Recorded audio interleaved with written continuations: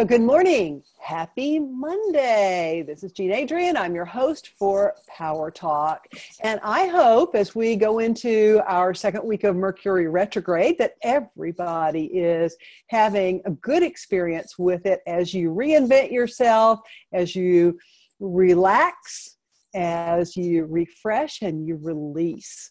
So let's just keep it going. And we got only 2 more weeks of this bad boy and we will be through it. And then we can get on to other more wonderful stuff. And, you know, of course, Venus is direct now. So you should be beginning to see your relationships are starting to sort out and move forward on a positive note. Well, let's get into today's show. My guest today is Gwilda Wiyaka. She's considered to be today's foremost expert on the modern day application of ancient shamanic practices. She's the founder and director of Path Home Shamanic Art School. It's a Colorado state certified occupational school of the shamanic arts. And she's written all the texts in the entire curriculum. Gwilda is also a preceptor for the University of Colorado School of Medicine, where she provides instruction to medical doctors on the modern interface between shamanism and allopathic medicine, which is hugely needed today. Gwilda studied shamanism for over 40 years, which I find that hard to believe because she doesn't look a day over 20. She's been a practitioner for 30 years and a teacher of the shamanic arts since 1996. She recently released her latest book, The Science of Magic, Book of Mysteries, Volume 1. She also authored So We're Still Here, Now What? Spiritual Evolution and Personal Empowerment in a New Era. And it was a first runner-up in the COVR Visionary Awards for the Alternative Science Division. Gwilda is the host of the Science of Magic radio show, which is broadcast internationally through the X Zone Broadcasting Network, www.xzbn.net. And her episodes, including the recent interview that she did with me, can be found on thescienceofmagic.net. Welcome, Gwilda. Thank you, Jean. Nice to be here. It is great to have you here. I'm really excited about this because, especially since I've been going through so many medical procedures of late, and I've run up against recently some not very holistic medical practitioners that I just think it's fantastic that you're working with the medical profession to kind of take them back to the old ways of doing things, which really work and really can be very supportive in our returning to our state of wholeness and health that is our divine birthright. It's really fun to work with them. The young docs coming up that I get to work with, they're just a whole different breed. They're open. They're looking for new alternatives. They recognize that they've got a lot of the answers, but they don't have all the answers. And shamanism has been around for 50,000 years for some reason. So yeah, because it works, maybe. Yeah, you think? Yeah, you know, and I think it is the younger professionals who are the ones. You know, I mean, there are indigo kids, right? And yes, exactly. They're on the leading edge of this kind of stuff. The one, I guess, that I'm thinking about most recently that I bumped up against, and we really went loggerheads, was an older guy. And, you know, bless his heart, that's all I can say. You know, that's what we say in the South. Bless his heart. And then we could just slam him. Well, we're not even going to go there. But yeah, you could use a dose of introduction to shamanism and alternative medicine. But, you know, well, go ahead. The beauty about shamanism is it's actually a method of working with matter at the quantum level. And so if we are out of balance at the quantum level, it filters down to the physical eventually. And so while the medical profession is treating it the physical when we're already in trouble, thank goodness they do, if we can come from both directions, we can effect a change, and much more quick change, accurate change, and lasting change. Yeah, I mean, it's the difference between healing an issue and putting a Band-Aid on it. Thank goodness for the Band-Aids, though. You know, if you're in trouble, you need some patching up. Yeah, for sure. And I'm living proof of that, you know. But yeah, so kind of what are some of these shamanic principles, and what are the scientific principles behind them? Okay, like I said, shamanism has been viewed in a dogmatic way, like everything. We've been going through a dark time, and religion got dogmatic, and history got dogmatic, and medicine got dogmatic, and shamanism did too. And so now everybody looks at shamanism as the rituals themselves. And the rituals are simply an organized way of helping the practitioner focus their natural ability to manage matter at the quantum level, whether it's divining information from there or actually making adjustments, frequency adjustments. So shaman are really frequency masters, the ancient ones were. And today, a lot of people call themselves shaman. They're waving sage around and calling it good, but there's a lot more to the practice. It's every bit as complex as Western medicine. It's just we're working at the energetic level of life and of illness. And if we can't correct the frequency problems that we've developed, then again, we're going to manifest according to the distortion rather than our true design.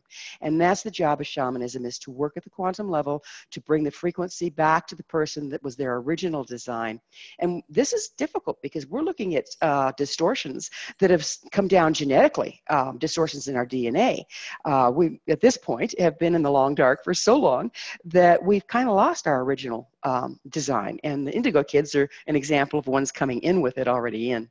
Yeah, exactly. You know, and yeah, it's been a struggle for me because I have avoided traditional medicine at all cost until the last 6 months. And, you know, and I think that part of the reason why I had the accident that I had was to get me back to a place where I could be open. And sometimes, you know, if you're really hard-headed like I am, then you're not going to be open until you're forced to be.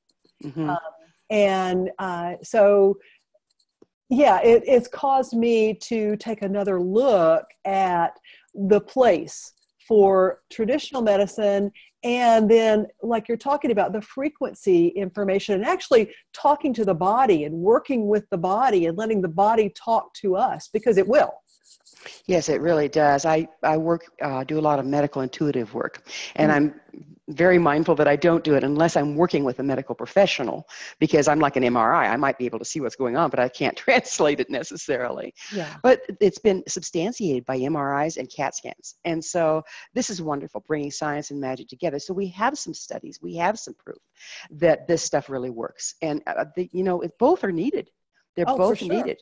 We just need to be able to cooperate. And by the time you bring the two informations together, you have more information. You have a third option than what you would have with one tradition or just the other.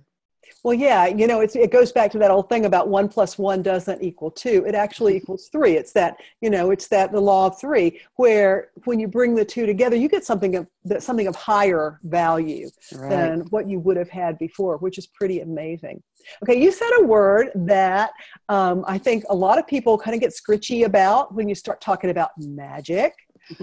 You know, because they think that that's a sham, not shamanic, you know, you know, and they're so used to watching the David Copperfields of the world and those types of magicians who are really just illusionists. So they go, well, you know, why would I want to think about magic as it relates to the real world, certainly to healing?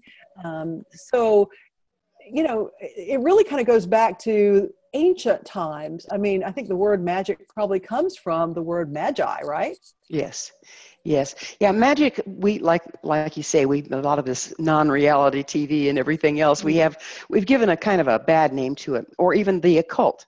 Occult, by its by its original name, speaks of the unseen, and MRIs look at the unseen. So the unseen is a moving target, therefore the occult is a moving target. But the real definition of magic, again, is working with matter at the quantum level. It's unseen, but our will and our intent has an effect there. And if we can learn to refine and direct our will and intent, we can direct matter before it's manifest. That's the magic I'm talking about. Yeah, exactly. And you have your own radio show, and it's called The Science of Magic Radio. So that's really what you're talking about on the show that you do when you have the guests there. It's about bringing science and magic together, isn't it? Yes, it is, because we're at critical mass here. We're at a real critical time in our history, and nothing is working. All systems are failing because we have to go into chaos before a new order is established. Right. And we need to come out of polarization because the frequency we're moving into is one of unity. Mm-hmm. And so we have these polarized viewpoints, magic on one side, science on the other.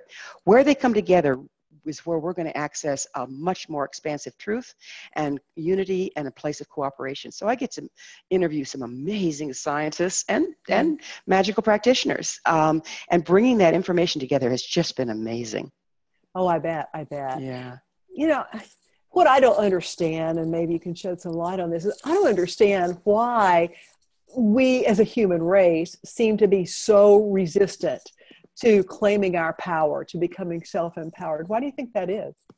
I think we've been conditioned to believe in our own victimhood, and I think it rests in our tendency to control our children through guilt, to control our religions through guilt, because guilt and shame has us afraid to take responsibility. And if we're afraid to take responsibility, we can't take our own power. And I think it's been, not to be conspiracist, but I think it's been a design to keep us subject to the systems at hand. And that's failing now. Yeah, it is. You know, it's really kind of interesting because I resemble that remark about resistance. I think usually by the time the third person will bring something to me, I might actually look at it, or maybe the book falls off the shelf in the library and hits me on the foot and hurts, you know?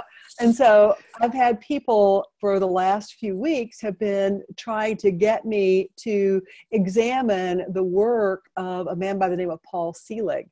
And I haven't, I don't know if you've interviewed him or not, but No, not yet. I have not until actually yesterday, actually taken any of that to heart. I did break down because enough people had nagged me, and I ordered one of his books called The Book of Knowing and Worth.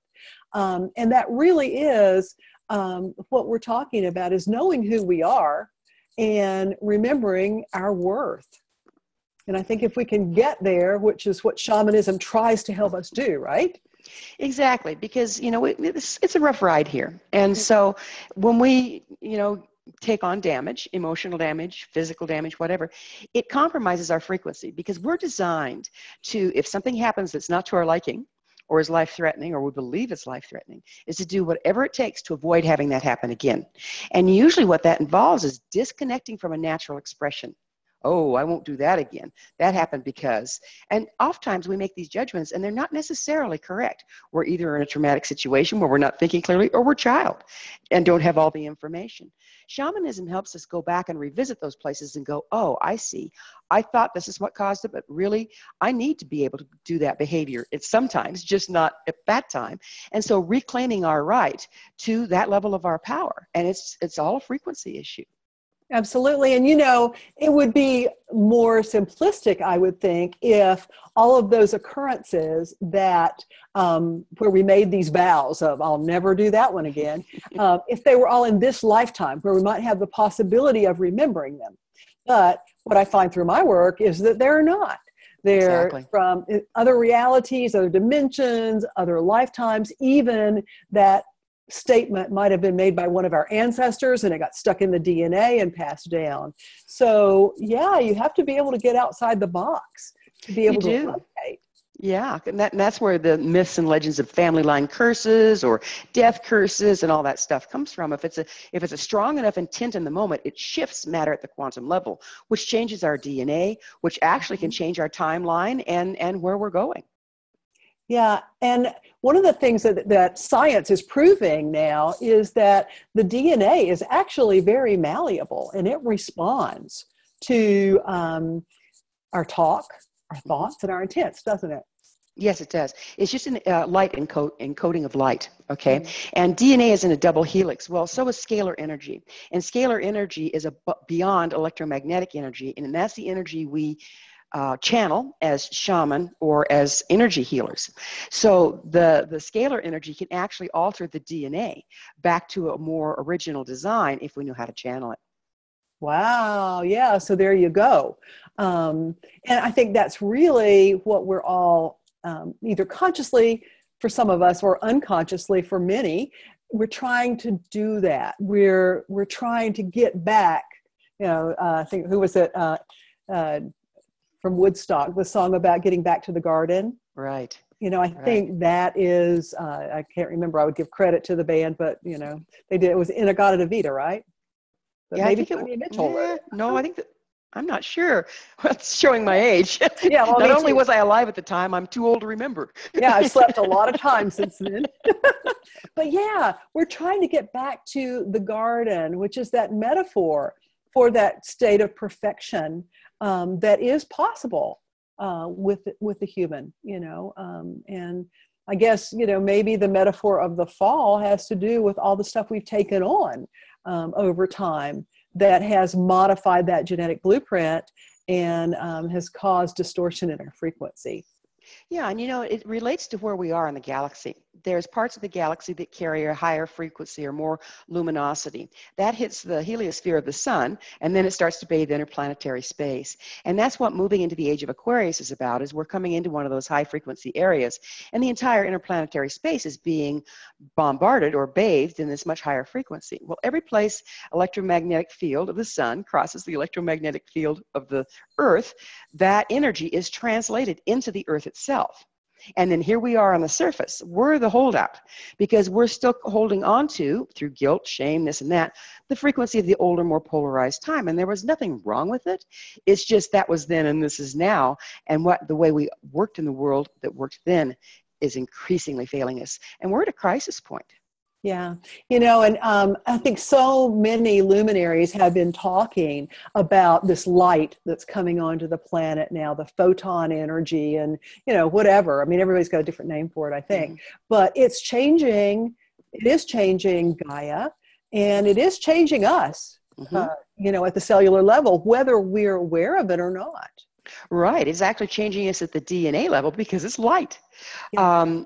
But we have to cooperate with it. If we hold on to our old beliefs, because we create our reality out of our beliefs, if we hold on to our old ones, we're holding an old frequency set, which, like Einstein said, everything expresses according to frequency. Match the frequency of the reality you want, you can't help but get that reality. So now we're living in two very distinct realities, and they aren't compatible. And it's causing a lot of friction. Oh, it is. And, one of the teachers that I've listened to quite a bit lately is talking about how this old grid that has held our thought systems and our frequency in place on planet Earth is crumbling away because of all the light that's coming on. And if we choose to hold on to that energy, we go down with that Titanic. And exactly. I think that's how a lot of people feel right now. Well, it is. And I'd like to send out a call of hope, because there has to be chaos between one system and the next. You have to break things down to their constituent parts. However, we're not powerless in this process. If we reclaim our right to create our own reality consciously versus living in the one we've unconsciously created, we can move right through this with no problem and create amazing things that we never thought was possible. No, for sure. And I'm living proof of that because I started sinking into some of that negative old energy, it's 2 Sundays ago, actually. It seems to be a Sunday pattern for me. And I found myself going down into a funk. And, by dusk on that Sunday, I hadn't taken my pajamas off. I hadn't even brushed my teeth. And I was just kind of sitting around, woe is me, wanting to cry into my beer so I didn't have a beer, And I finally did a session, a process on myself, and tried to release that old template that was pulling me down. Well, interestingly enough, the next Sunday, which was not yesterday, but the Sunday before, I woke up on Sunday morning and I could see that pattern repeating itself. And I was heading in a spiral downward into that same energy. And I'm like, whoa, what in the heck is going on here? I am not going to do this. I choose to recreate my reality because I know I can. And the path that I took was through opening my creativity. I got my paints out. I hadn't painted in 6 months. And I started painting. And by the end of the day, I had not spiraled down. In fact, I was in a much higher place than I was before. So, yeah. That's so important, the artistic expression, because all shaman were bards and poets. And there's a reason for this. Through telling stories, through rewriting our stories, through expressing ourselves through the arts, whatever they are, we reach a higher frequency. And right now we all have to be very mindful, because as this light strikes us, as it hits our DNA, what it's doing is it's bringing up all the old frequencies that are no longer compatible to be cleared. And we can get taken out by that if we don't recognize, oh, this is moving out. It's not who I am. It's not what I am. Exactly. Which brings me to this Paul Selig book that I started reading yesterday, because it's about that whole book. And I've only read the introduction to this point, but the energy of that book that I can feel when I hold it in my hand is about remembering who I am and what I am, and singing that song, i.e. raising my frequency to that and operating at that higher frequency. Yeah, it's an amazing process, isn't it? Yeah, it sure is. So what are some of the other tools of the shaman that can help us to evolve during these chaotic times? Well, it's interesting that you'd ask that, because I'm just about to create an entire online course that offers some of these tools. Sign me up. Yeah. One of the most important things is creating sacred space around us for ourselves and our families to live in. And that's a shamanic skill. Feng Shui tries to do it, but all of our practices have been watered down.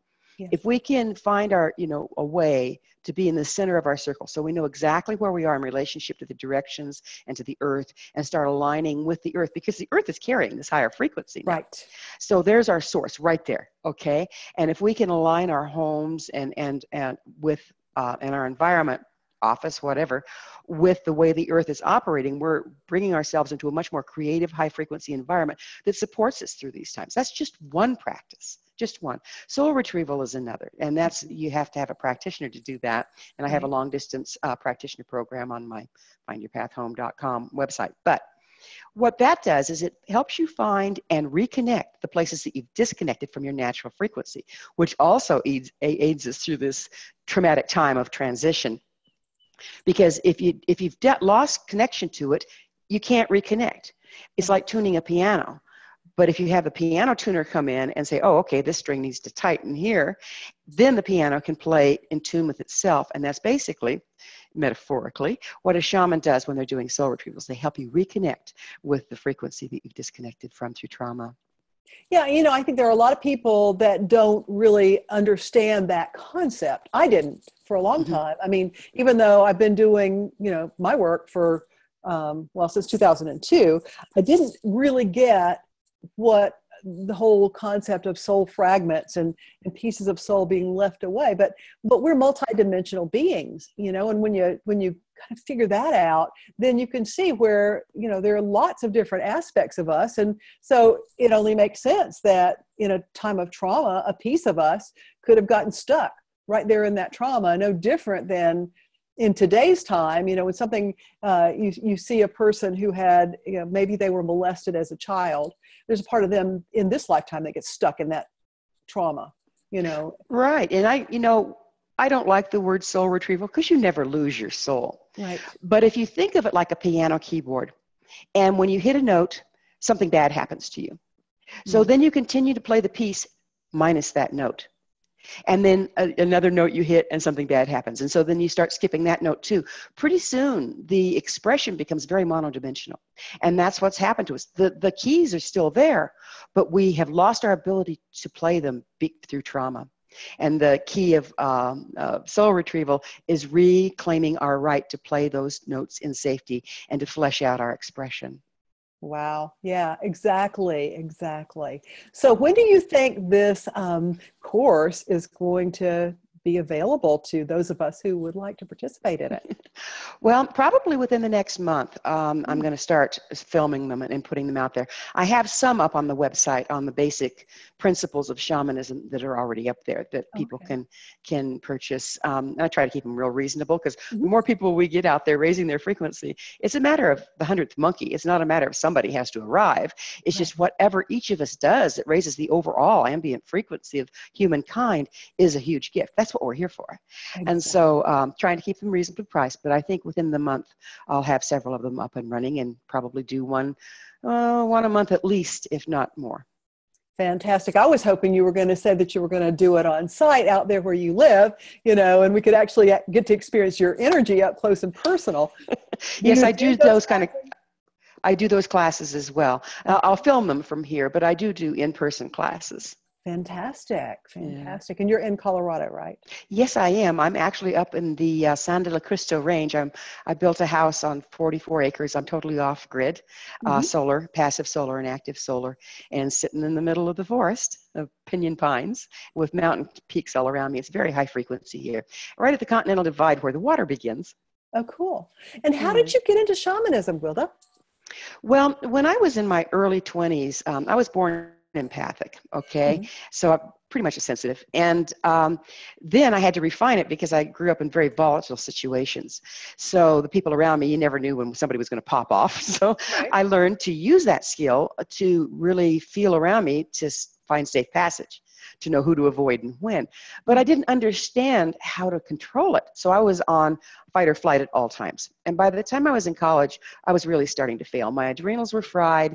That was in the 70s. I'm a casualty of the 60s and 70s. And people were doing drugs around me and I was empathing that. And it was like, I was a mess. I was a mess. And that's when I met my original teacher. He was a Lakota elder. And I studied with him for over 6 years until he crossed. And then I knew that this was the answer for me personally to manage what it is I am. And so I just kept studying shamanism. I studied Celtic shamanism, Tibetan shamanism, and all sorts of different Native American, Celtic shaman, like I said, Celtic, Choctaw, Arapaho, Navajo, Lakota. And I found that they all have certain things in common, even though they're from all over the place.